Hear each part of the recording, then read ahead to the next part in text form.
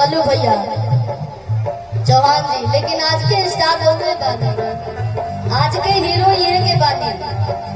और भाभी के फोटो ना देखने जा, लेकिन भाभी रउआ से कब ना होता।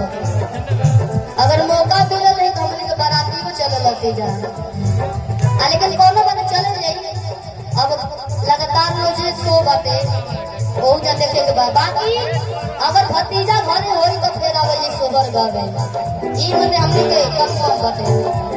और आप भाई जी तिलक चढ़ गई और का बोले चुमावन भी हो गई, रघुआ खाली हो गई, पूरा परिवार खाली बा, एक साथ बैठल बा, बड़ा अच्छा लगता। रघुआ जब कुर्सी लगा के बैठी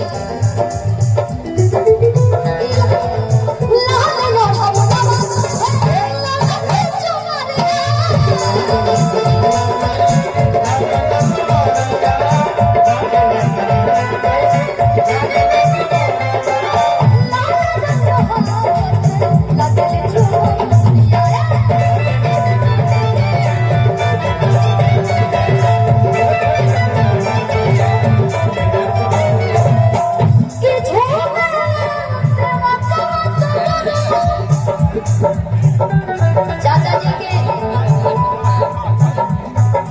यहाँ शादी बा, हमने के घर के शादी, हमने के बहुत परेशानी में बनी जा, लेकिन होला ना कि घर में कितना परेशानी होला, आदमी चाहिए ना करेगा ये घर के कार्यक्रम हो। और हमने के लगातार कोशिश कर रही है कि जितना देर मंच पे रहिए आप लोग के कोनो प्रकार की हमने की तरफ से कमी महसूस ना होके, आप लोग जैसे एल्बम में सुने नहीं वैसे ही हमने के लाइव कैसे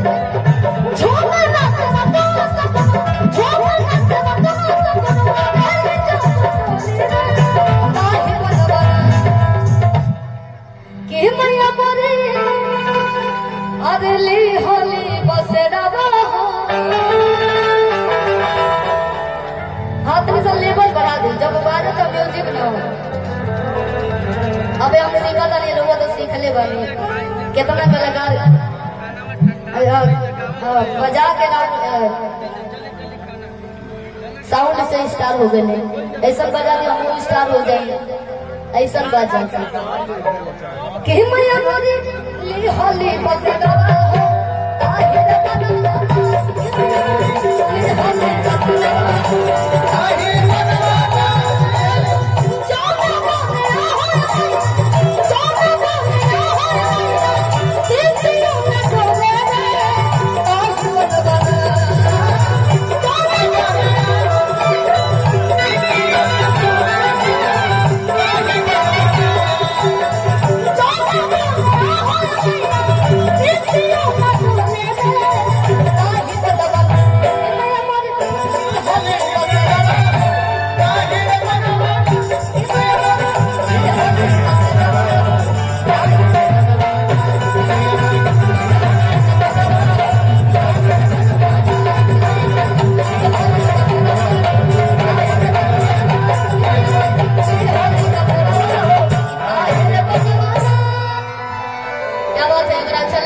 छोटी छोटी ताली बजा दे हमारी साइड पे।